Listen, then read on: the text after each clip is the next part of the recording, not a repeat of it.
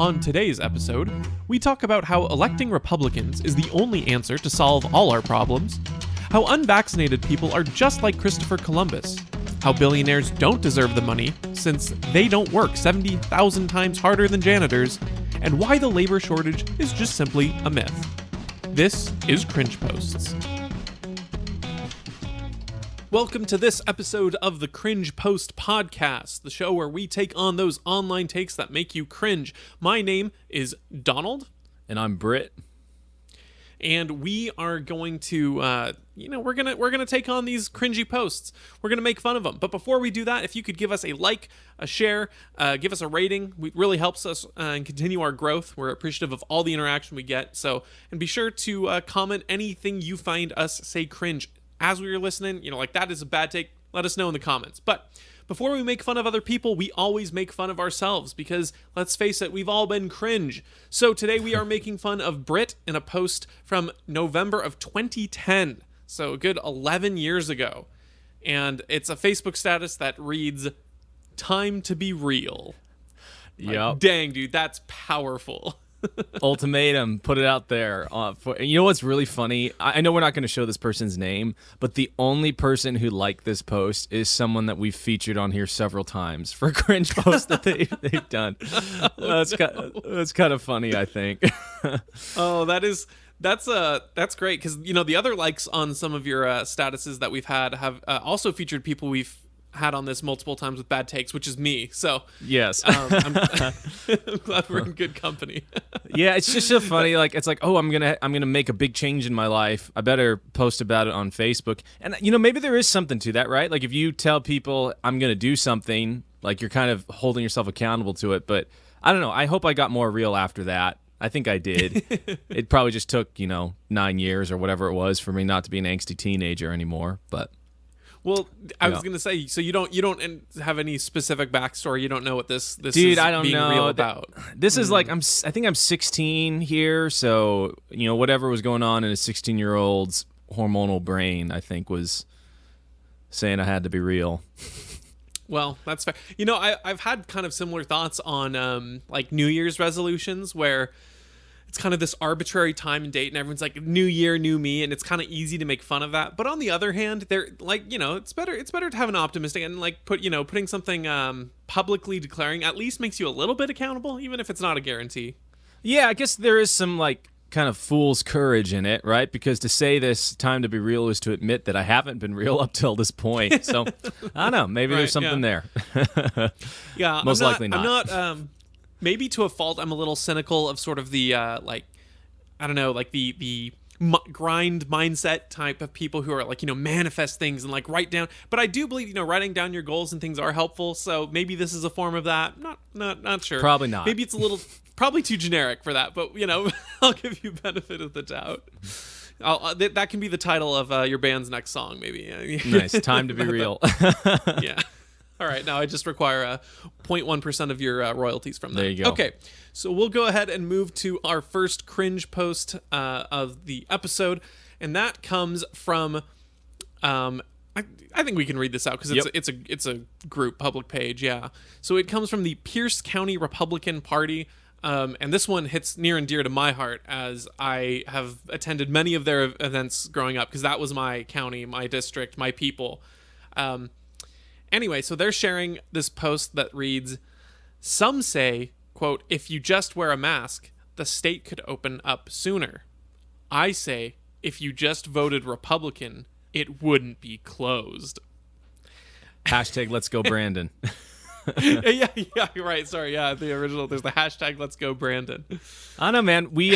I think a lot of these people voted for a guy named Trump who I think it was the first person to do lockdowns, in general. So it's funny because on the one hand, it's not necessarily entirely wrong. Like at this point, if we had a Republican in office, there might be not this level of lockdown that Jay Inslee, who's a Democrat. However, the only reason it's gotten to this point is because the Republicans are acting purely reactionary, right? It's not a principled stand. Like you said, the first inclination of Trump was to lock down. Even Ron DeSantis, the overall hero of COVID, the Republican who has basically opened up Florida, did shut down for the first 2 weeks. So, and not to say that like 2 weeks equals staying in shutdown, but it's not from a principled stance.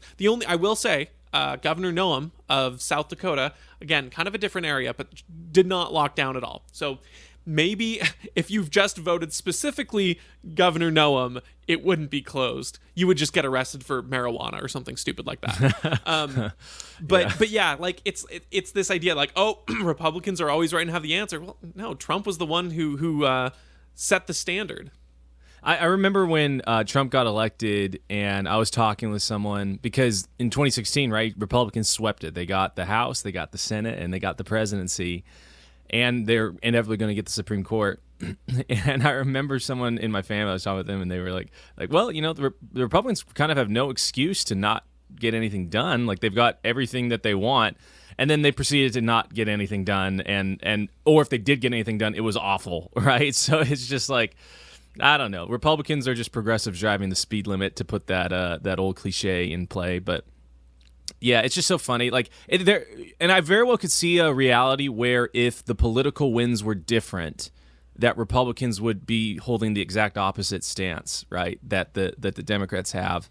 I mean, it's just kind of, it blows my mind now. And maybe some of this is good and people are waking up, but like just the way that Republicans and Democrats have flipped on like just the wars, right? Like it's just totally crazy to me how that it would be the equivalent of, you know, in 10 years, like Republicans being woke and Democrats being like, hey, we shouldn't have cancel culture, right? And that's what happened. So none of it's principle. It's just purely which way the wind is blowing, and that's what makes it so cringe, because it's just not true. Well, exactly. To illustrate your point, remember at the start when Fauci said don't wear masks, that Republicans started to get on the I'm going to wear a mask F Fauci train. Now, don't get me wrong. Fauci's the worst. I hate Fauci. But I don't hate Fauci because he's a partisan. I hate Fauci because he's terrible and corrupt. And so originally wearing the mask was the big defiant thing because it's entirely reactionary, just like you're saying. And the world where Republicans are woke and the Democrats are not. I mean, it's an entirely plausible scenario because the idea of progressive or conservative is all relative. So it's very easy to see a conservative world where you care about manners and you care about human decency and dignity and the dignity of the individual, whether they're trans or not, and the woke progressive left being the defenders of free speech, which they claimed at one point to be like, no, we want to be able to say what we can because the individual has the right of speech, and you can't silence us because you're the man. So it's entirely plausible that their positions would flip on anything unless your political ideology is founded on principle and philosophy and has a coherent from the world building stand, like world ground up, just like you have to your epistemology, that's the word I'm thinking, your worldview has to be formed by a coherent sense of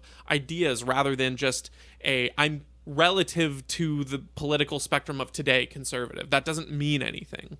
Yeah, it makes me think of, I know we've gotten him here a few times, but like Michael Knowles has, like, he's obviously against the vaccine mandates, but he's not against it because it's a mandate. He's against it because it's of the vaccine itself. It's like, dude, like, you just don't get it, do you? That like the result that you want will come about when people are free to make the choice based on the incentives and risks that are presented to them. Because his whole thing is like, there are some vaccines we should mandate, right? He's like, we need to wield political power, but for our own ends. It's like, man, you sound kind of like a villain in a movie, like the one that might have okay intentions but just doesn't understand or have any actual grounding in values and is willing to have the ends justify the means. And that very rarely, I think, ever works out in a good way. On a completely unrelated note, man, I liked Two-Face as a villain. I think he's really powerful. All right. Well, unless you've got anything more, I'm ready to move to the next post here. Okay. So this next tweet is short and simple. It's traveling unvaccinated is big Christopher Columbus energy. Oh, man. There's a lot of ways you could go with this one. Yeah.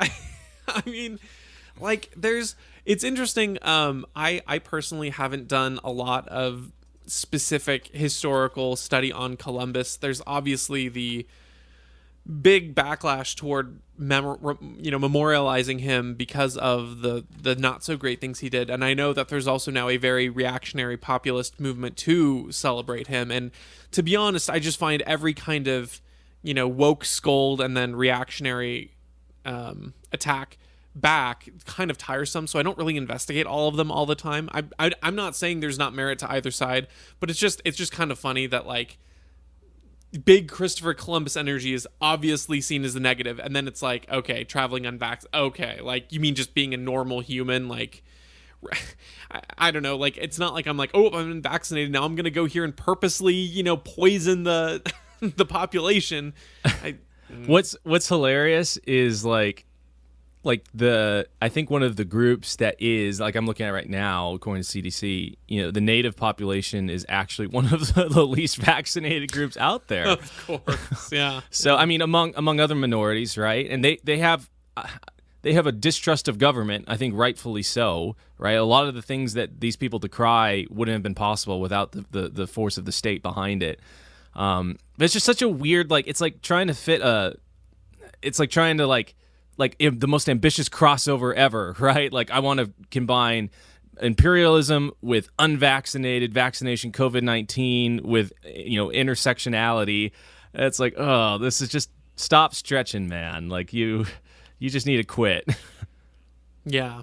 Well, it's just it kind of, I mean, obviously I think the point of this tweet is humor, but it does kind of illustrate the grasping at straws of so much of like, and the continued like attack and cultural, oh, unvaccinated people are the part of the problem, and the only reason why it's like, man, it seems to me like if you're vaccinated, then you really shouldn't have anything to care about the unvaccinated people. They're not worth your energy because you're as protected as you're gonna be. The world shouldn't stop because there's like a small percentage of the population that's choosing to not be vaccinated. The world's not going to end. You don't need to label them as Christopher Columbus. Like, how many different things are we going to go through and try to make funny joke and allusions to before you just don't let them occupy your mind? I don't know. Yeah. I think I saw, I'm not sure if you know this guy, but Reed Coverdale posted a tweet about his aunt who's vaccinated and she got COVID.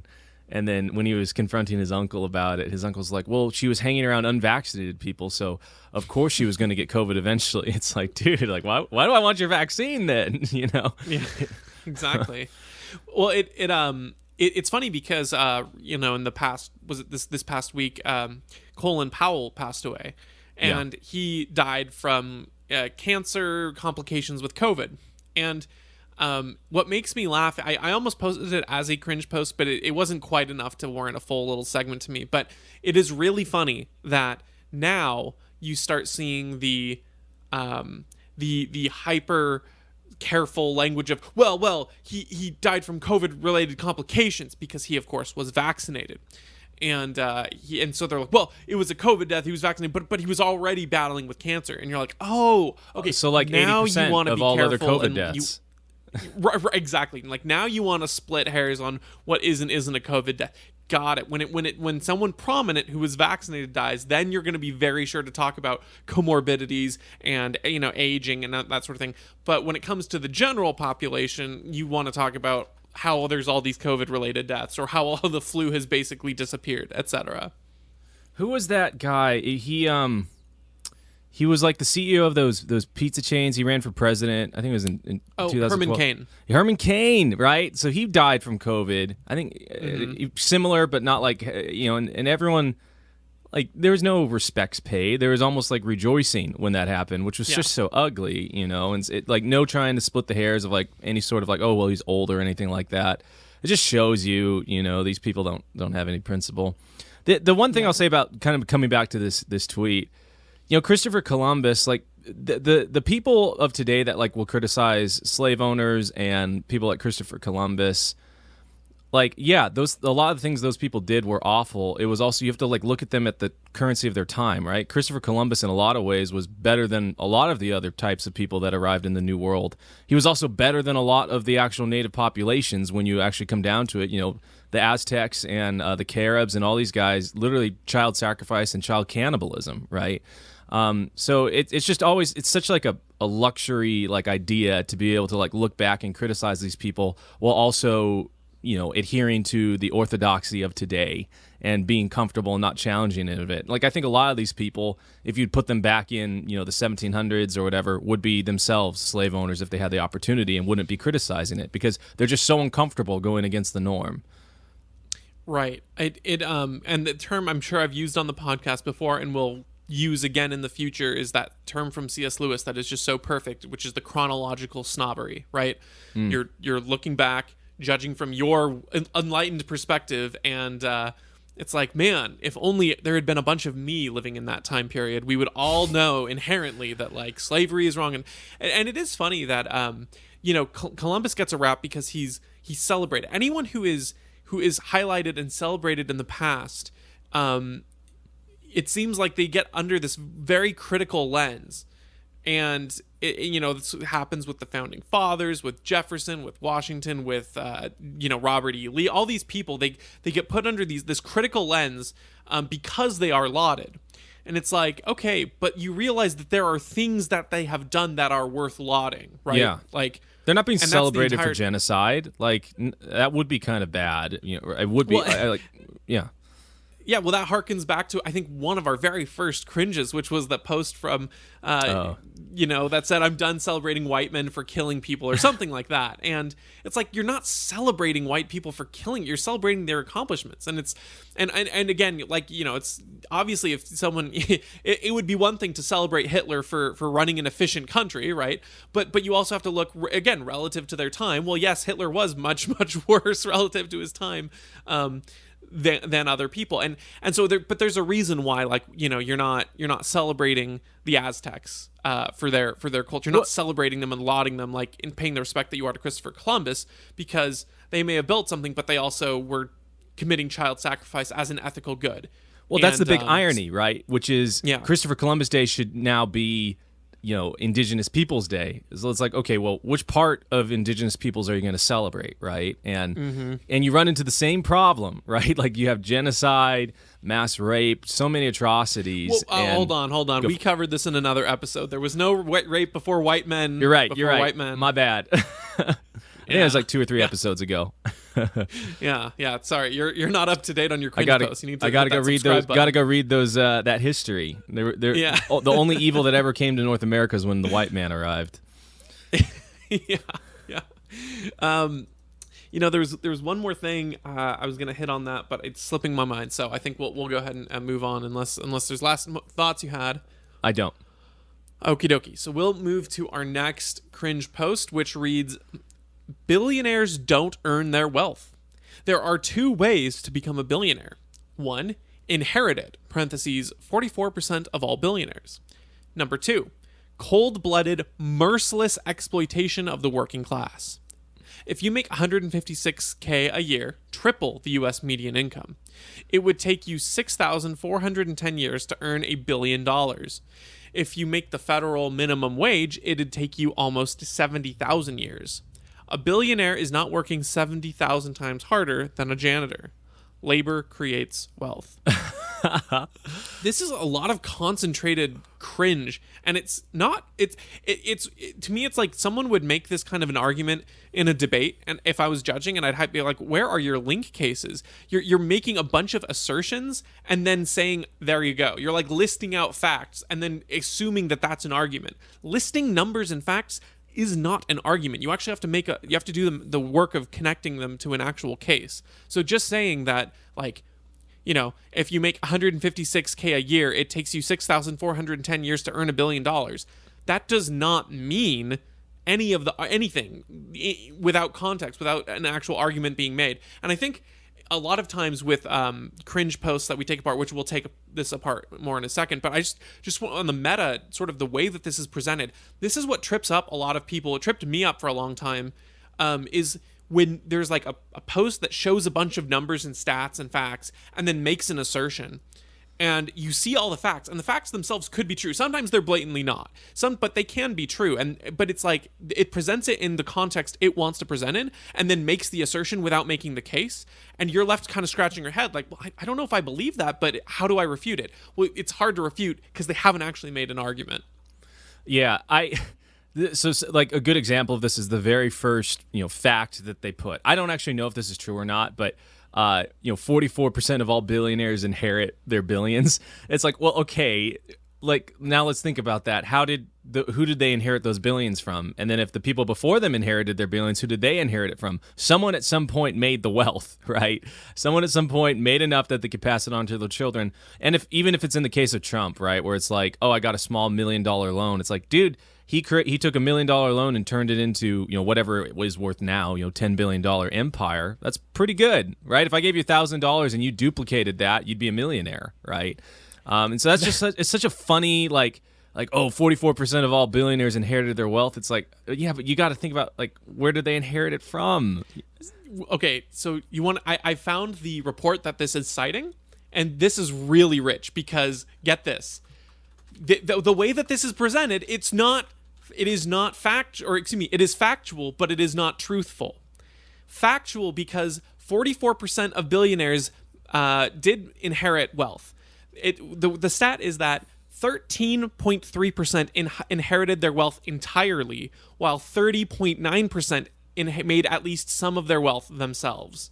So 30.9% made some of their money in addition to inheriting. Only 13.3% inherited it entirely, which this is definitely trying to convey, right? They're not trying to split the hairs there. So even your points aside, which are the more important points than this, it's just kind of funny because this is obviously misconstruing the data. Yeah, so I guess the way you would put it is 13% of billionaires inherited at least $1 billion, right? Right.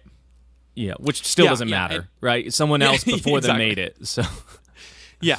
Well, and the funny thing is that like I mean it's not necessarily the most compelling argument to people, but also the idea that billionaires exist is like that's just a good thing in general, assuming you're not like thinking about like inflation or whatever. But the idea of there being people with a lot of value is just good because that means that those resources exist. Now, at the cost of other people, which is kind of the second point it makes, then you have a problem. But that's just not how most of it works. Like inheritance is a perfect example of wealth not being stolen from other people. Like that's the other really funny thing is they're trying to make you seem like, oh man, either you inherit it, which is evil, or you earn it, which is evil. And it's like, okay, but if your proposition is that you're taking it from the working class, you're exploiting them, then isn't the only way that billionaires the only ethical way for them to exist would be inheritance, because then you're taking it from someone, taking it from your family rather than exploiting it from a poor person. Yeah, that's funny.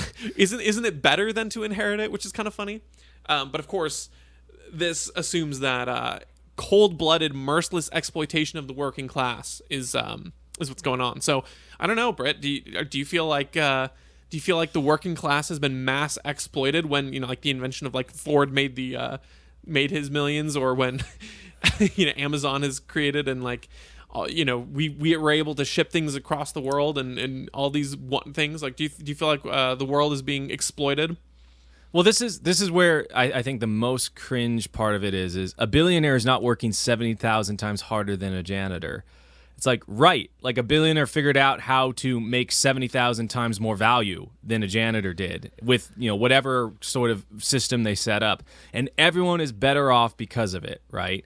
If you want wealth to grow, like labor creates things. It doesn't necessarily always create wealth. Wealth is surplus above and beyond what your actual needs are, right? So you actually have stuff stored away. You have to have people that are able to produce more than what they take, right? And so if you have a person that can produce 70,000 times more than what they take, everyone else is better off of that. And I'm okay if that person takes a portion or a percentage of what they've produced. Like I think it'd be wrong if they didn't, right? At least. Yeah. Well, and let's think about I even take issue with the last right. Labor creates wealth.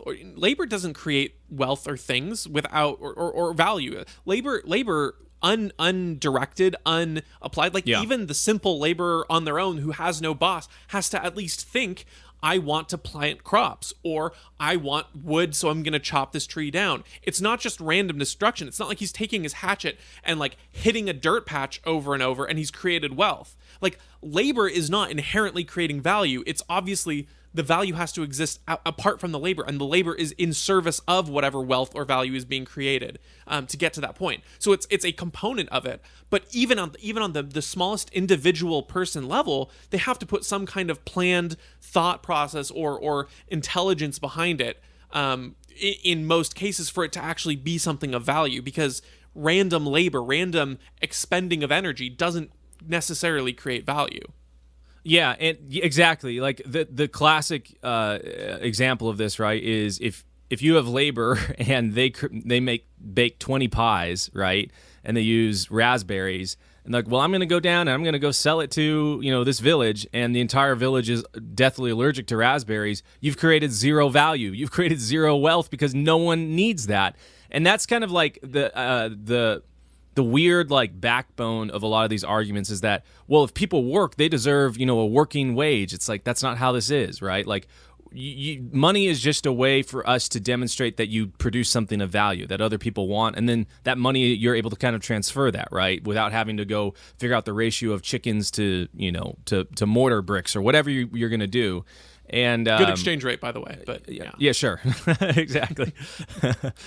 Got to check that on Robinhood. Yeah. But yeah, so, I mean, that's what's so funny. It's like, just because someone works hard doesn't mean that they are going to get any value. And any billionaire, sure, there are definitely billionaires and rich people that come by their wealth by ill-gotten methods, right? But at the end of the day, in order for there to be $1 billion existing, it has to be created in some way. And sure, right, we've got the Fed, and they can just snap their fingers like Thanos, and it all appears. But in true form or fashion, the reason we are better off today than we were 30 years ago, there's more food, there's more running water, there's more everything, and we can do things faster, and we can literally go to our TV and click, and we can watch any show we want without having to wait, is because more value has been produced, right? And billionaires don't make money. They don't make value. $1 billion is not produced unless really, $1 billion worth of value has been produced. Sure, it can be taken away, and people can transfer it to themselves and all that, but at the end of the day, if it exists, it's because it was created at some point. I imagine like this post-apocalyptic scenario where an alien invasion has come to Earth and desolated our landscape, and all of us are living in underground communes, and this person who posted this is working super, super hard, and meanwhile I've gone above ground, and I've grabbed a couple of items of food, and I've come back under, and didn't take me very long. It wasn't that hard. I just kind of ran out and got some things, and I sell my my food supplies to some people, and they give me like $5 each. And meanwhile, she's been working very, very hard, laboring intensely over this portrait of paint, and it's a very, very well done self-portrait of someone, and they're like, okay, well, I'm gonna pay you I guess 50 cents for it. And I did not work 10 times harder than she did, but I brought way more value than she did, right? Like, the labor has nothing to do with the amount of effort expended. It's entirely to do with the subjective theory of value. I like this post-apocalyptic alien scenario better than the island and coconuts. Let's keep with this one. I had to expand my horizons. No coconuts this time. Well, maybe I grabbed coconuts from above surface. Sorry, my underground commune was on an island. Very shallow underground commune. Okay, so we'll move on to our last cringe post for the episode. And this one, it reads... okay. Sorry, just sometimes I see them and I'm reminded of the cringe we're about to embark on, and it's just too much. Just too much. I walk into a store, grab a $3 bag of potato chips, hand the cashier $1, and they say, sorry, these cost $3. I reply, oh, I'm only willing to pay $1 for these. They say, okay, then you can't have them. Am I facing a potato chip shortage? The labor shortage is a myth. There's plenty of labor and the market demands a certain price for it. companies willing to pay that price are getting all the labor they need. Oh, bugger. They come so close in certain ways. Yeah, it's confusing because it's one of those almost right posts, and then just the wrong conclusion is drawn from it, you know? Yeah,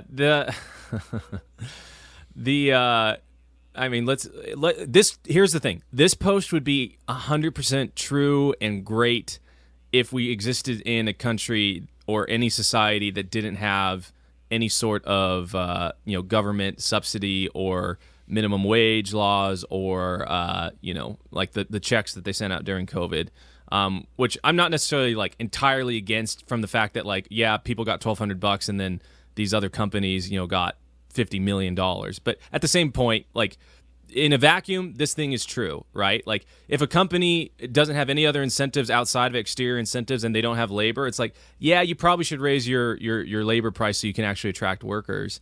But yeah, this is just an argument. I mean, it's by a group on Instagram called Anti-Capitalist, that's what's so funny, that they're making this argument. Yeah. Anti-capitalists are making an argument, a market-based argument for an explanation for why labor is not being produced, and not produced, but like is entering these industries that needs to. Yeah, that's what strikes me, is it's like it'd be like, I don't know, you're making the argument from with the framework of a market-based signal feedback loop, where oh, you need this done and no one is responding. It's not because the supply doesn't exist, so you need to increase your price, and then it levels out. It's a very market-based thing. But of course, like you said, we don't live in a vacuum. We live where price is arbitrarily increased and raised, and the problem is that companies, in order to incentivize workers, have to raise rates relative to competitors and relative to other people. So when a baseline price is set, then the company that was offering their workers a good deal by, say, paying, I don't know, $15 an hour, they no longer have that competitive advantage. And so let's say you're working in a more fast-paced fast food environment, like, let's say, Dick's Drive-In. This is a Washington joint that does higher wages, but it's pretty rapid pace. Gotta be on your feet. Gotta work pretty hard to go there. When you raise the minimum wage to meet what they are now paying at a higher price, well, then maybe it's not worth working in that fast-paced environment, and you'd much rather take a slower job somewhere else that doesn't require as much attention, as much demand, and then In-N-Out, which was paying at a rate that they could afford, now has to go even higher into their margins and pay much higher prices to get the exact same thing that they were getting before, even while the value that's being created has not changed. So the market demands a certain price for it, but the problem is that the government sends mixed signals in, and companies aren't able to accurately offer prices that they can afford, and the labor market is being distorted to say what they can and can't afford. And the other aspect of this is unemployment, especially during COVID, which has made it so that, let's say, a company is paying $15 an hour for a job, and the unemployment benefit you get for not working and just showing that you're applying is like $8. Well, the company, rather than paying $15 an hour to work, is now more, a better way to think of it is it's paying you $7 an hour to work, because you're getting that $8 an hour through unemployment. So the option is not, get $15 an hour. It's do all this effort and work and only get $7 an hour more than you're already getting. And so that completely throws off what the price of labor should be in a market. Yeah, and if with these minimum wage laws, what you're eliminating is the ability for someone that is scrappy or wants to work to be able to go to a company. Let's just say, to keep it not big business, but like some local shop, right? That has enough money to pay someone $8 an hour, and then that frees them up to keep building their business in some other way, right? Frees them up in their speciality to work. You can't do that, right? You can't hire that person because of these laws. And it's this like well-intentioned thing that looks good on its face, creating like really, really terrible results. Like, I think about like in the 80s and 90s, when there was this big old backlash against child sweatshops in Cambodia and some of those Asian countries, and we had all these protesters saying, hey, American companies, you can't work with these factories that have child sweatshops and kids working in there. So American companies bowed to that pressure, and then they said, okay, we're not going to work with that. You got to let all your child workers go. And so these factory owners obviously want to keep the work, so they let all their children go. And lo and behold, you've got hundreds of thousands of children, the biggest exodus of kids into child sex slavery that we've ever seen in history over there, right? And that's the unintended consequence, right? We don't see that, hey, this sweatshop is actually the best thing available to these kids right now, right? The alternative is sex slavery. They have to make money somehow. You have to make food somehow. And once that country, kind of going back to our last post, has someone or a group of people that create ways for, wealth to be created, even more so and distributed to more people, that's going to be their best option. And so when you eliminate that option, right, that's when you do get really bad poverty and you get this weird, it's kind of like stagflation like we're seeing right now, right, where labor demands too high of a price or is forced to demand too high of a price by the government artificially. And then no one's able to work, and so prices, start skyrocketing. So there's less people working. Prices continue to go higher and higher and higher because there's more and more money and more and more money chasing less and less goods, and it's just really bad. And it's I'm personally kind of worried about it right now, just with everything going on. Like I think Dick's Drive-In right now is offering $19 an hour, which is that's pretty nuts to me. And I see every single fast food store and grocery store have like a help wanted sign and bonuses and all that stuff. It's like no one's taking them. And kind of my last point on this is like the labor shortage isn't a myth. Like I work in like the trades industry, right? Like I bring technology to the trades to make them, better and faster and more efficient. And one of the impetuses for why we did that is because in the HVAC industry, everyone is running at least 2 to 3 technicians low, like on their roster. And it's because you've got all of these old guys that are retiring and there's not enough new guys coming in. And like I was just talking with a business owner last week, and he had to say no to $100,000 worth of work because he didn't have enough people to handle it, right? And so yeah, like there is a labor shortage, and it's specifically that there's not enough people willing to do certain types of work, right? Like all these people were sold this like go to college and you can be a philosopher and get paid $80,000 a year to just think, right? And it's like no, like the whole concept of like, and I think this is maybe why like red state and like more people that live out, in the country or whatever, because they like are generally lean more red and conservative and have a better view of work and enter into the trades because they see that like it takes effort, it takes a lot of different things to make the world exist and go around. Like when I look at a building, I don't just see like, oh, this is a place I can go into. It's like, oh, like there's power running to this. Someone hung I'm losing my words right now. The sheetrock. People ran all the plumbing lines and all these different things. And it all seems to work together, and it takes people to hold those things together. And without it, the world literally falls apart. And that's just a building in of itself is a miracle. And so when you don't see it that way, it's like, oh yeah, then there is no labor shortage, right? Like, but when you do see it, that like it takes a lot of people to hold the world together, and there's not enough, and we see things crumbling around us, it becomes almost self-evident that there is. Yeah, absolutely. One thing I want to go back to just as a short point is when you're talking about Cambodia, right, and the terrible unintended consequences back there of when you liberate the children from the sweatshops, and it's neither you or I are trying to say that sweatshops are good. Like that's a no. That all things being equal, you and I would prefer that children are not working in sweatshops, but also then you have to balance. Okay, so we also don't want them into sex slavery, and so now are we gonna try to voluntarily go over there in these mass protest groups and act as policemen, or are we gonna try to get the U.S. involved and be the world's policemen again and solve their sex trafficking issue when we can't even solve our own, right? Like so it's just kind of funny because it kind of gives way to some degree the problem, and then how you get people on the left kind of pro-intervention is the consequences of actions that when they want to feel good about doing something and then realizing that, I've created an unintended consequence here. I mean, kind of not quite to the same extent, because I would say that, like, you know, in Afghanistan, we should have been out of there years ago and all these sorts of things. But now it's like the left is criticizing the rollback because of women's rights over there and things like that. And it's like, well,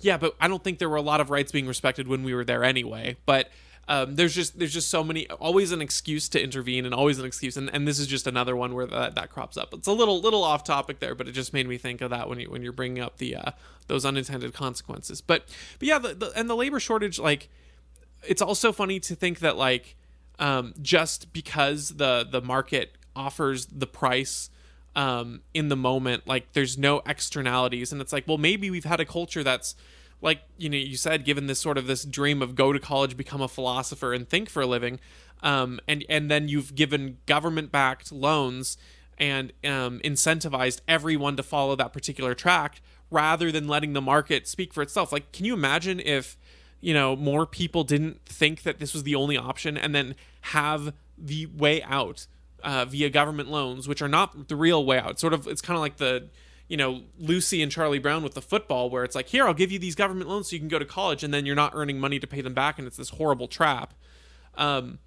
And if you imagine that those signals weren't there, these deceptive signals of what is and isn't, you know, financially responsible, then we might not have a labor shortage, because people would say, oh, well, reasonably speaking, I may not be able to afford this, or I need, if I'm going to afford some kind of a school, I'm going to need something that's going to give me a guaranteed job, which is kind of that pushback that we've been seeing in many years. But it's the fact that the government is offering people these loans to go to you know, public universities and stuff, means that there's been this huge movement that way. And so again, it's distorted the signals of a market. So it's funny, this person, like, it takes the very basic premise of a market economy and a market signal thing, and then it applies none of the external factors that have that cause the reality. And they're like, look, according to perfect market theory, there isn't a labor shortage. And it's like, well, yes, this is how a market works. The problem is, again, as usual, government intervention and other things have caused there to be external factors impacting this, right? So I mean, like, a really easy thing to say this is, it's like, oh, there's no labor shortage. Companies that are willing to pay the price are getting all the labor they need. And then it's like, well, okay, well, if that's an absolute rule, what if we put in the scenario, but, you know, we've created a machine that generates unlimited resources and food? Well, then obviously that changes this equation, right? So any number of external factors are going to change a theory or a principle, and you have to figure out if it holds through and applies. And this theory will hold through and apply, but the problem is that the external factors mean that the thesis, which is the labor shortage being a myth, is not true, even if the principles are in theory true. They are in practice put up against externalities. I could have said it better myself. I don't have any more on this one, though. Okie dokie. Well, then with that, we will wrap up this episode. If you enjoyed it, remember, please like, comment, subscribe, share it with your friends, all that good stuff. We appreciate it, and we will catch you on the next one. See you later.